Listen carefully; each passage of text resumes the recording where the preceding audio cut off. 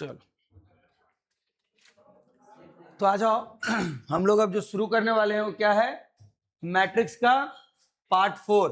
और उस पार्ट 4 में हमने अभी तक क्या क्या पढ़ लिया, मैट्रिक्स के बारे में पढ़ा, उसमें रो पढ़ा, कॉलम पढ़ा, उसका ऑर्डर ऑफ द मैट्रिक्स पढ़ा, उसके साथ addition of the matrix, subtraction of the matrix and multiplication of the matrix.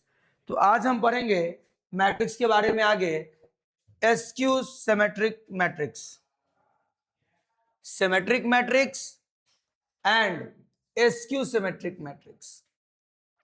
अब ये होता क्या है, सिमेट्रिक मैट्रिक्स क्या होता है और एसक्यू सिमेट्रिक मैट्रिक्स क्या होता है, आइए आगे की ओर देखते हैं। तो क्या लिखा हुआ है, यह भी एक क्या है, स्क्वायर मैट्रिक्स है and which is equal to its transpose. यानी कि आप समझो अब ये कैसे हो जाएगा इक्वल टू ट्रांसपोज। कहने का मतलब है कि यदि हम बात करें किसी एक मैट्रिक्स का रो से कॉलम में, कॉलम को रो में चेंज करें, तो क्या वो इक्वल मैट्रिक्स आता था? नहीं आता था। लेकिन कोई एक ऐसा मैट्रिक्स आपको दिया गया होगा, ऐसा मैट्रिक्स दिया गया होगा, रो को कॉलम में भी बदल दो, कॉलम को रो में भी बदल दो, लेकिन फिर भी क्या हो जाएगा, वो सेम ही रहेगा। जैसे आप देख सकते हो क्या है, 2 4 और 1, क्या है 2 4 1 है, और एक मिनट 2 4 1 है, और ये देखो 2 4 1 को इस तरीके से लिख दिया जाए, तो यानी कि ये ऐसा स्क्वायर मैट्रिक्स कि जिसको रो को कॉलम में चेंज कर दो और कॉलम को रो में चेंज कर दो, फिर भी एलिमेंट्स के पोजीशन में कोई फर्क नहीं आएगा, और एलिमेंट जिस पोजीशन पर जोन एलिमेंट था, जो एलिमेंट था वही एलिमेंट आएगा। क्लियर? उसे ही हम क्या कहते हैं, सिमेट्रिक मैट्रिक्स कहते हैं। इसीलिए क्या लिख दिया गया, A इक्वल टू AT। ठीक है, कोई दिक्कत? इसीलिए क्या लिख दिया गया, A इक्वल टू AT। कहने का मतलब ही यही होता है कि कोई एक ऐसा मैट्रिक्स दिया गया हो और उसमें क्या हो जाए, उसके रो को कॉलम में बदल दो, कॉलम को रो में बदल दो, फिर भी उसके ना ऑर्डर में फर्क पड़ेगा, ना एलिमेंट के पोजीशन में फर्क पड़ेगा, जो एलिमेंट जिस पोजीशन पर था उसी पोजीशन पे रहेगा। ठीक है, कोई दिक्कत? आगे की ओर बढ़े। अब आ जाओ क्या है, एसक्यू सिमेट्रिक मैट्रिक्स। क्या है, एसक्यू सिमेट्रिक मैट्रिक्स। तो क्या लिखा, a square matrix whose transpose is equal to its negative. यानी उसका जो ट्रांसपोज होगा वो किसके बराबर होगा, निगेटिव के बराबर होगा। तो आप जरा यहां देख सकते हैं, यह एक मैट्रिक्स है, यह एक मैट्रिक्स है, और यदि इसका पहले हम क्या करेंगे, ट्रांसपोज करेंगे। ठीक है, बात समझना, किसी मैट्रिक्स का हमने ट्रांसपोज किया, ओके, तो वो अपने पोजीशन को चेंज किया। तो ट्रांसपोज कहने का मतलब क्या होता है, रो एंड कॉलम को इंटरचेंज करना, रो को कॉलम में एंड कॉलम को रो में इंटरचेंज करना। और किसी मैट्रिक्स का, यानी एक ऐसा मैट्रिक्स दिया गया है और उसमें क्या करो, उसमें यदि निगेटिव से मल्टीप्लाई कर दो, सेम चीजें जो जहां है वहीं ठीक है, लेकिन हमें क्या बोला कि स्क्वायर मैट्रिक्स, क्या बोला, स्क्वायर मैट्रिक्स। तो स्क्वायर मैट्रिक्स में अब जरा देखो क्या है कि ये कंडीशन तो नहीं है ना कि स्क्वायर मैट्रिक्स में डायगोनली कुछ होना चाहिए, डायगोनली कुछ भी होना चाहिए, लेकिन सेम एलिमेंट की भी कंसीडर नहीं होते, लेकिन जीरो दे दिया गया, बात समझना जीरो दे दिया, तो जीरो तो कहीं पे भी रख दो, वो सबके लिए क्या है, यूनिवर्सल है। तो देखो इसका यदि हम क्या करते हैं, ट्रांसपोज किए और इसी मैट्रिक्स के साथ माइनस का मल्टीप्लाई कर दिया, देखो दोनों सेम आएगा, दोनों सेम आ रहा है। कुछ नहीं किया, देखो पहले इसका ट्रांसपोज कर दिया और इसी में और इसका फिर निगेटिव नहीं किया है, हमने ए मैट्रिक्स का ही क्या किया है, निगेटिव किया है। तो देखो तो जीरो कैसा, जीरो -2 आ गया, फिर क्या आ गया, -1 आ गया।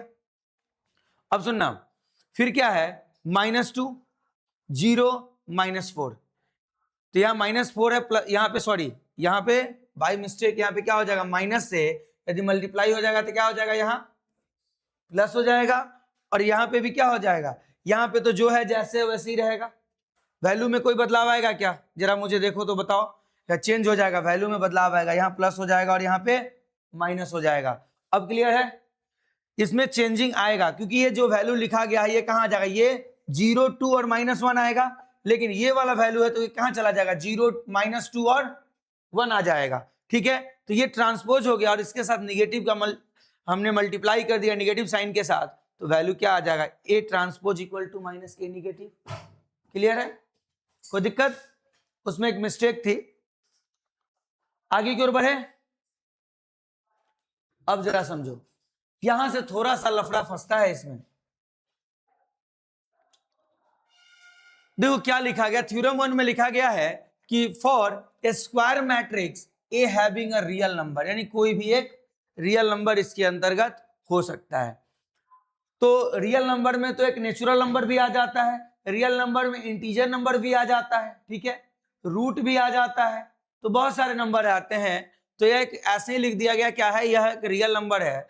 तो हमने क्या लिया कि कोई एक मैट्रिक्स लिया और यहाँ पे क्या बोल रहा है कि आप ये प्रूफ करो कि ए और उसी का ट्रांसपोज ए और उसी का एक ट्रांसपोज, ठीक है, को दोनों को यदि आपस में जोड़ते हो तो वह किसके इक्वल होना चाहिए?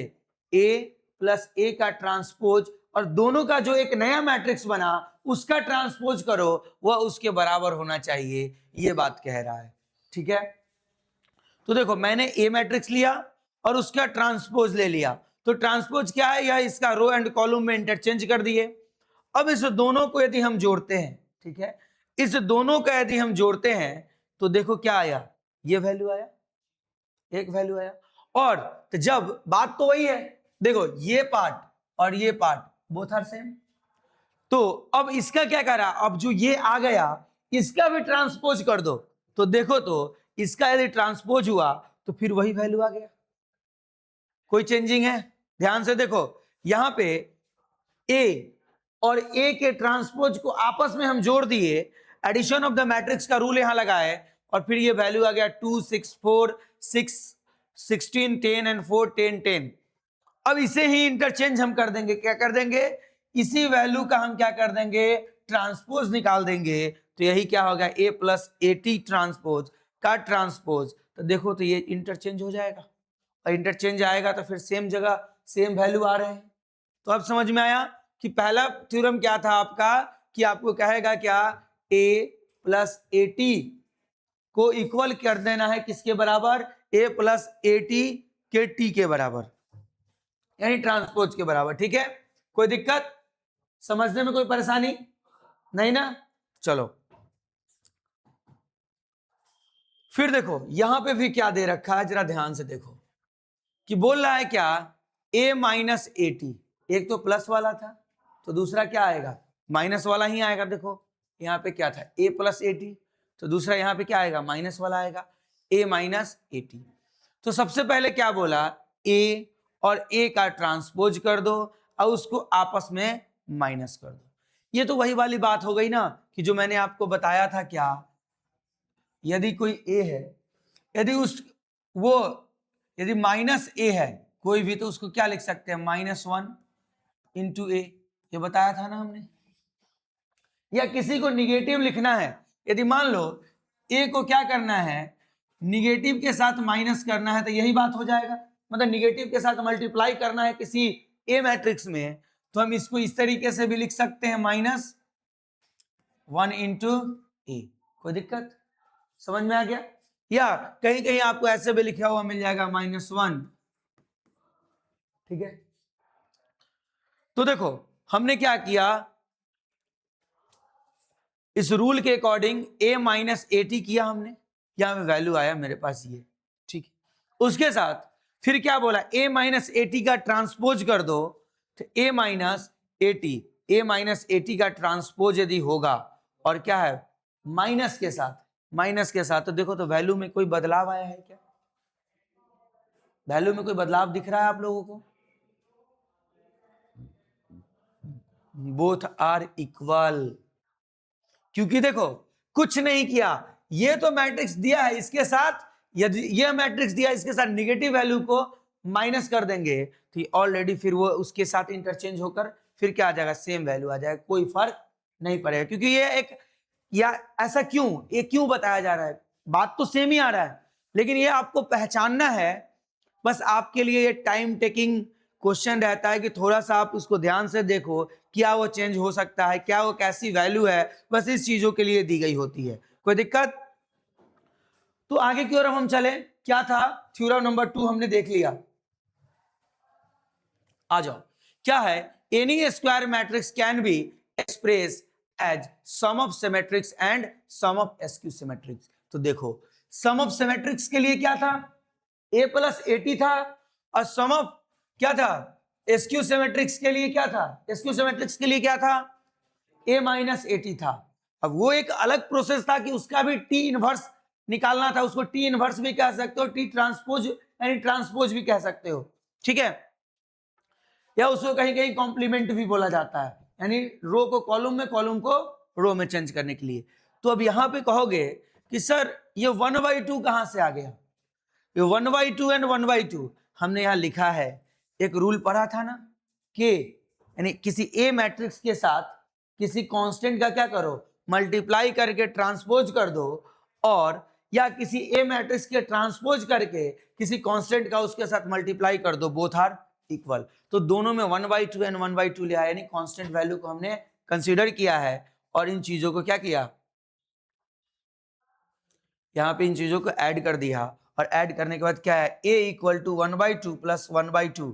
अब क्या आ जाएगा, इस दोनों को जोड़ोगे तो 2a/2, 2 से 2 कट गया, यानी a/a। यानी कि ये बात याद रखो कि एस्क्यू सिमेट्रिक में, एस्क्यू सिमेट्रिक और सिमेट्रिक को क्या कहते हैं, ऐसा समझो कि सिमेट्रिक को किसी कांस्टेंट के साथ मल्टीप्लाई करो, सिमेट्रिक मैट्रिक्स को किसी कांस्टेंट के साथ मल्टीप्लाई करो, किया हमने सिमेट्रिक मैट्रिक्स को किसी कांस्टेंट के साथ, एंड क्या, किसी एस्क्यू सिमेट्रिक को भी किसी कांस्टेंट के साथ मल्टीप्लाई करो, और दोनों को आपस में जोड़ दो, तो वह मैट्रिक्स ए के बराबर आपका वैल्यू आ जाएगा। ये कंडीशन याद रखेंगे आप, ठीक है, कोई दिक्कत? चलिए आगे की ओर बढ़े, आ जाइए। अब जरा देखो, आपको यहां पे दे दिया क्या, find askew symmetric matrix of given below. तो अब आपको याद है, एस्क्यू सिमेट्रिक मैट्रिक्स को हमको फाइंड करना है, तो क्या ही फर्क पड़ता है, 1/2 यदि कर भी देते हैं तो कोई फर्क नहीं पड़ने वाला है, क्योंकि अभी हमने कंडीशन पढ़ा है कि इसके साथ किसी का मल्टीप्लाई कर दो, कोई फर्क नहीं पड़ेगा, क्योंकि वो ट्रांसपोज वाली बात आ जाती है। और उल्टा, क्योंकि मैंने ये बताया है ना आपको कि ए का इस तरीके से दिया रहे, इसका मतलब इस चैप्टर में क्या होता है, ट्रांसपोज ही होता है, या आप यहां पे टी लिख सकते हो इक्वल टू के ए डैश, या यहां पे टी लिख सकते हो, बात बराबर आएगी, ठीक है। पहले दोनों को मल्टीप्लाई करके देन ट्रांसपोज कर दो, या पहले किसी मैट्रिक्स का ट्रांसपोज करके तब मल्टीप्लाई कर दो, वैल्यू सेम आएगी।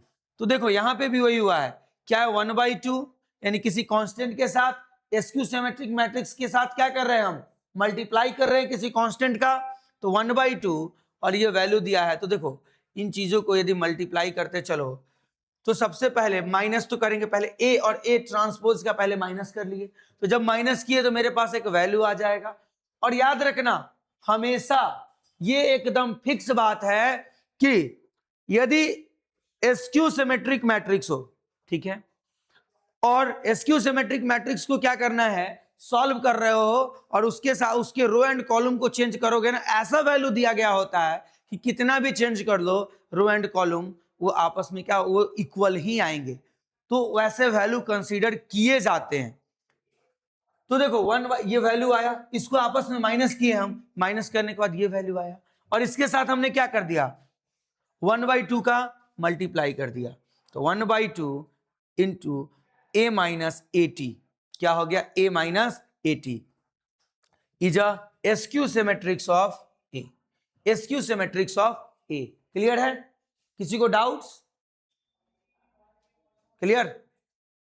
तो देखो क्या करना है, कुछ नहीं किया गया इसमें, बस उसके साथ उसका मल्टीप्लाई कर दिया गया है किसी कांस्टेंट के साथ, लेकिन एसक्यू सिमेट्रिक तो है ना, क्योंकि रो को कॉलम में बदलो, कॉलम को रो में बदलो, इस वैल्यू को भी, क्योंकि ये वैल्यू आया, इसको भी उसी में बदलो, बात बराबर है, क्योंकि a माइनस बी करके आया है। और सिमेट्रिक मैट्रिक्स की बात करते तो क्या होता, a प्लस बी करके आता, या sorry a plus A transpose आता, और इसमें क्या है, a माइनस ए ट्रांसपोज आया।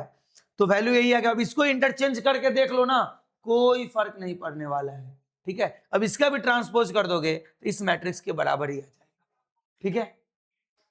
चलो आगे की ओर आते हैं। अब एलिमेंट्री ऑपरेशंस ऑफ मैट्रिक्स, इसको बहुत ध्यान से समझेंगे, वो जितना इंपॉर्टेंट नहीं था उससे ज्यादा इंपॉर्टेंट ये है। क्या है, हमने क्या बोला, operations of matrix, elementary operations, यानी एलिमेंट के साथ क्या करेंगे, चेंजिंग करेंगे या मल्टीप्लाई करेंगे, ऐड करेंगे, जैसा कमांड दिया जाएगा, जैसा लॉजिक दिया जाएगा, उसके हिसाब से इसको सॉल्व करेंगे। तो पहले देखो हमने क्या किया कि एक मैट्रिक्स लिया है, कितना, 3x3 का, 3x3 का, यानी कि यह 3 यानी 3 रो एंड 3 कॉलम्स की हम बात किए, ठीक है। तो हमने क्या लिया, रो लिया R1 R2 एंड R3, 3 रो, ठीक है, 3 रो हमने बताया, और इधर हमने देखा क्या है, ये 3 कॉलम्स है। तो देखो इंटरचेंजिंग एनी 2 रो, बात समझना, इंटरचेंजिंग एनी 2 रो, यानी किसी 2 रो को आपस में क्या करना है, चेंज करना है। तो देखो हमने इस मैट्रिक्स को लिया 1 2 3 4 5 6, तो इस 2 रो को आपस में क्या कर दिया, इंटरचेंज, ये लिखा RI एंड RJ, तो R1 और R2 यानी रो 1 एंड रो 2 को क्या कर दिया, चेंज कर दिया, तो ये RI एंड RJ भी तो चेंज हो गया।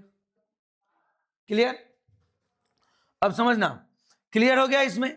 उसी तरीके से फिर यहां पे भी देखो, ये जरूरी नहीं था कि सिर्फ इसी दोनों को चेंज कर सकते हैं, फर्स्ट एंड थर्ड को भी आपस में चेंज कर सकते हैं, सेकेंड एंड थर्ड को भी आपस में चेंज कर सकते हैं। तो ये बात समझ में आया कि सबसे पहले इंटरचेंजिंग ऑफ एनी 2 रो, पहला ऑपरेशंस क्या था, elementary operations of the matrix में पहला आपको क्या बताया कि एक ऐसा मैट्रिक्स बताओ, लिख देगा कि आपको रो को चेंज करके एक नया मैट्रिक्स बना दो। तो बस कुछ नहीं करना है, एक मैट्रिक्स दिया रहा है और उसको क्या करना है, एक दो मैट्रिक्स दिया रहा है, उस दोनों के रो को आपस में क्या कर दो, चेंज कर दो। तो क्लियर है, एक मैट्रिक्स ये था और एक मैट्रिक्स ये था, इसके रो को आपस में क्या कर दिए, इंटरचेंज। या ऐसा समझो कि यही मैट्रिक्स था, एक ही मैट्रिक्स था, और उसको क्या कर दिया, रो को फर्स्ट रो को सेकंड रो में लिख दिया, सेकंड रो को फर्स्ट रो में लिख दिए, तो एक नया मैट्रिक्स बनकर हमारे सामने आ गया, ठीक है। आगे की ओर आते हैं। फिर क्या, इंटरचेंजिंग ऑफ एनी 2 कॉलम्स, पहले हमने किसका चेंज किया, रो को चेंज किया, अब किसको चेंज करेंगे, कॉलम को चेंज करें। देखो यह एक मैट्रिक्स है 3x3 का, तो ये कॉलम 1 है और ये कॉलम 2 है। तो देखो ये कॉलम 2, कॉलम 1 कहां चला गया, यहां आ गया, और कॉलम 2 यहां आ गया। तो हमने C1 एंड C2 को आपस में क्या किया, इंटरचेंज किया, और C3 को अपने ही जगह पे रहने दिया। अब उसी तरीके से नीचे भी एक दे रखा है क्या, C1 and C3, C1 and C3 को, ये इधर जाएगा, ये इधर आ जाएगा। क्लियर, तो देखो 1 4 3, क्या 1 4 6, और यहां पे क्या 2 4 6, क्या है 2 4 6, कैसे आया ये जरा बताओ, या सही है या गलत है। यहां पे देखो, यहां पे देखो क्या है 1 4 6, ठीक है, ये सही है, यहां पे गलत है, क्या है, हमने 1 4 6 लिया है, तो इसको किससे चेंज कर देंगे, इससे। तो ये वैल्यू जो दी गई है आपका, क्या दिया गया है, गलत दिया गया है, ठीक है, रुक जाइए।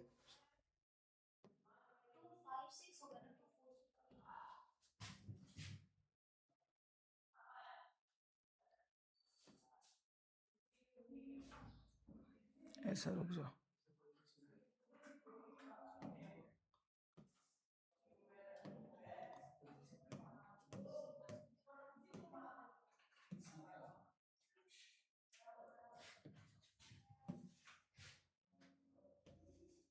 है ये पूरा ही सेलेक्ट क्यों हो गया भाई,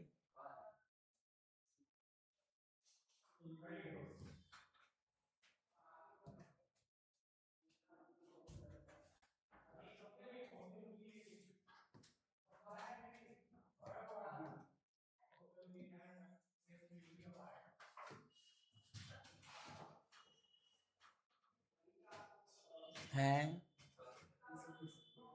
ये पूरा ही सेलेक्ट हो जा रहा है। चलो खैर कोई बात नहीं। देखो यहां ये गलत है, हमें क्या करना है, ये फर्स्ट और थर्ड को आपस में चेंज करना है।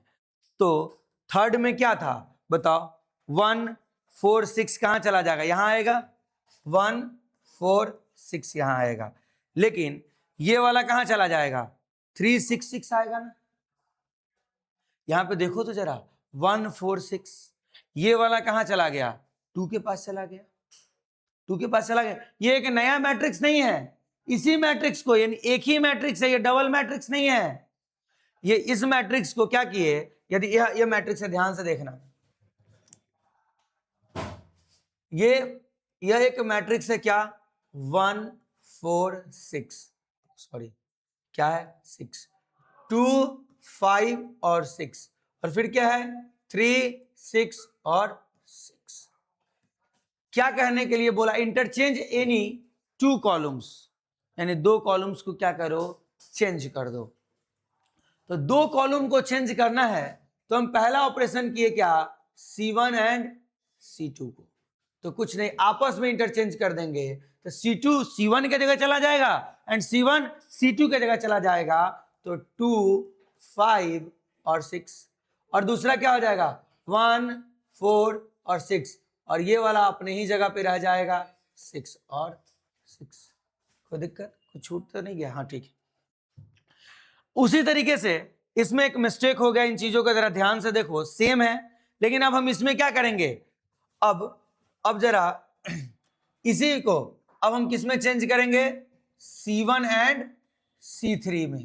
किसमें चेंज करेंगे, C1 एंड C3 में। तो कुछ नहीं करना है, सबसे पहले 3 6 6 2 5 और 6, फिर क्या 1 4 और 6, यही करना था। कोई दिक्कत, यहां पे मिस्टेक हुआ है, क्योंकि यहां पे C1 एंड C3 लिखा गया, C1 एंड C3, तो C2 वाला उठ के कैसे चला आएगा। तो इसलिए ये वाली बातें क्या है, बाय मिस्टेक यहाँ एंट्री, कहां पे,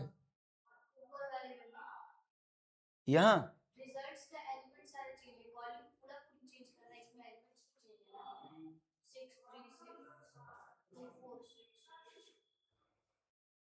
हाँ, तो कॉलम चेंज, सॉरी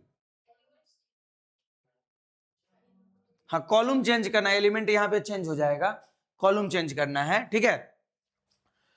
तो ये 3 6 6 है ना, तो यहाँ पे कॉलम कैसे चेंज, ये चेंज थोड़ी करोगे, इसको चेंज थोड़ी करोगे, क्योंकि यहाँ देखो, आ जाओ, हमने किसको चेंज किया, रो को। तो रो को चेंज करने के लिए जरा ध्यान दो, 1 2 3 है, तो 1 2 3 कहाँ है, पूरा रो, ये पूरा रो का एलिमेंट नीचे आएगा ना, और इसका पूरा ऊपर जाएगा, तो कॉलम में भी तो सेम ही है, इंटरचेंज करना है, उसके चेंज हो जाएंगे, ठीक है। आ जाओ,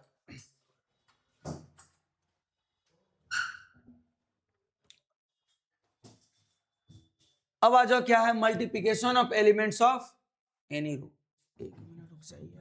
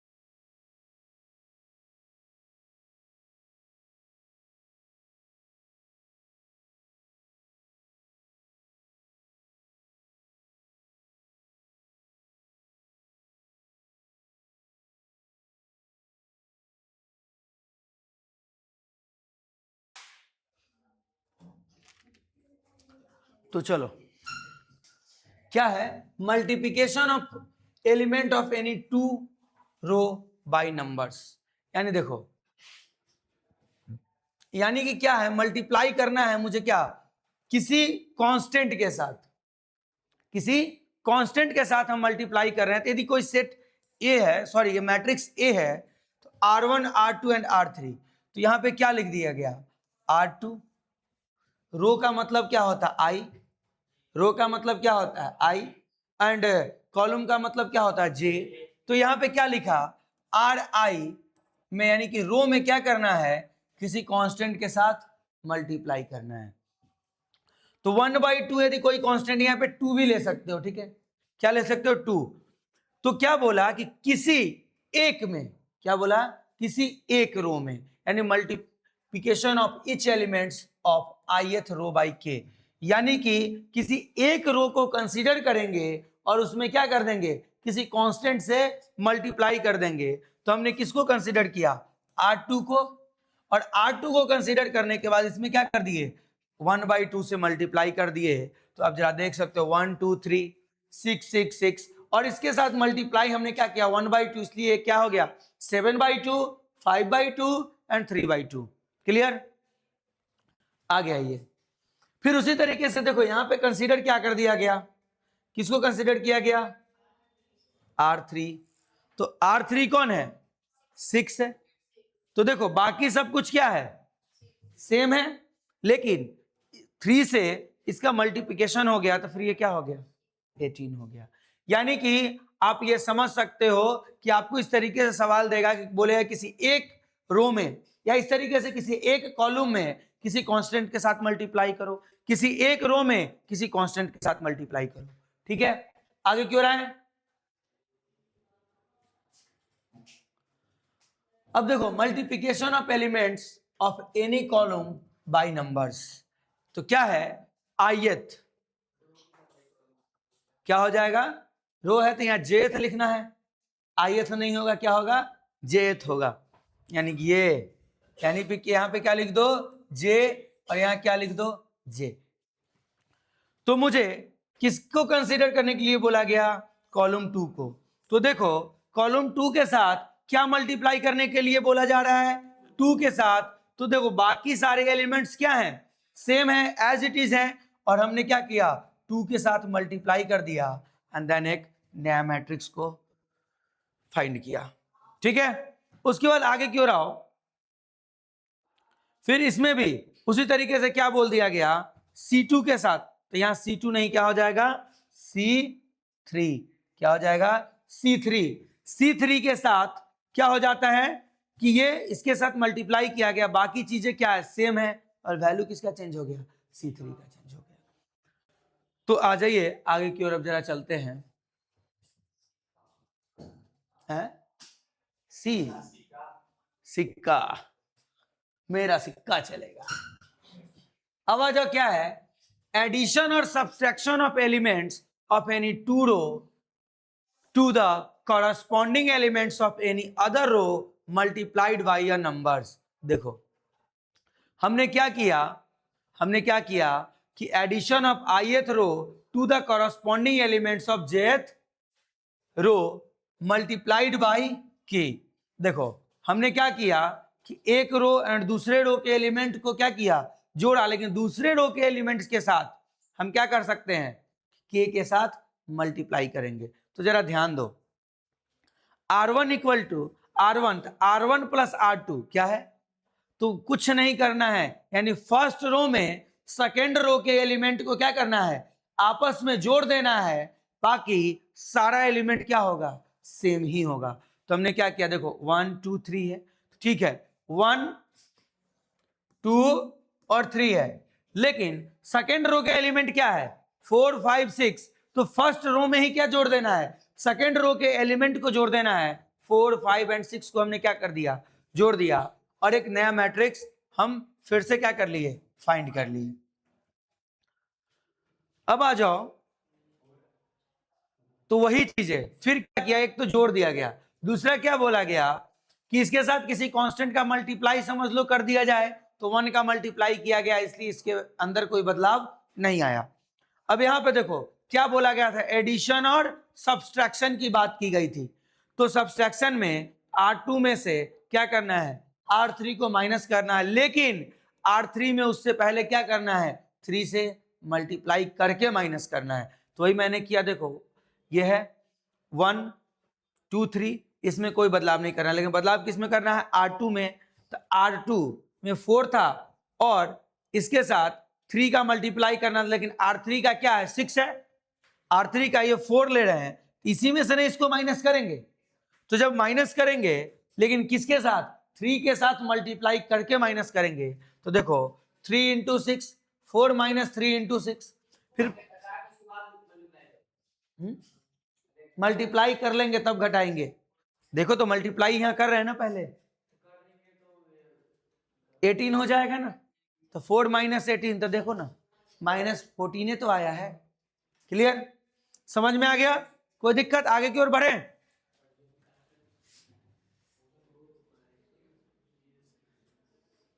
चल